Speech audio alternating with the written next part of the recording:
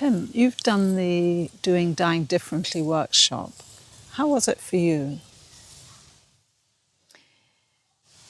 It was a tremendous, profound experience, doing dying differently. And the word already, the naming of the workshop, doing dying differently.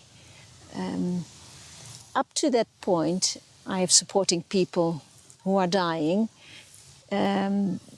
being or taking a distance and following the process. If medication would be needed, I would be there to give it. But the whole process, if I would leave the person alone, at least a meter or two, or 1.5 from the person who is dying.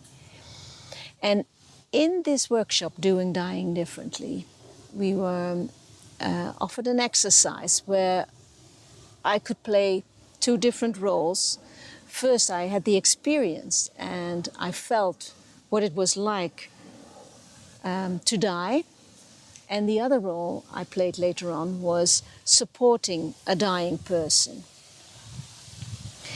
When I was dying and someone else another participant was supporting me in that dying process, I could feel what it meant to be touched in that process, a process where I was alone, and with that touch, something happened. So that really, I took that with me home. And also the role of doing it, of being on the bedside of a person who is dying and knowing exactly where to touch and how to hold. So that was a big, big change. And 2 weeks later, I found myself in a situation where a person was dying. He had a brain tumor and he was afraid. He was in his bed. His wife was very, very tired. And she said, please, please come and help. I can't do this anymore. And I walked up to him. It was in the middle of the night. And I asked him if I could hold him. First, of course, I said who I was.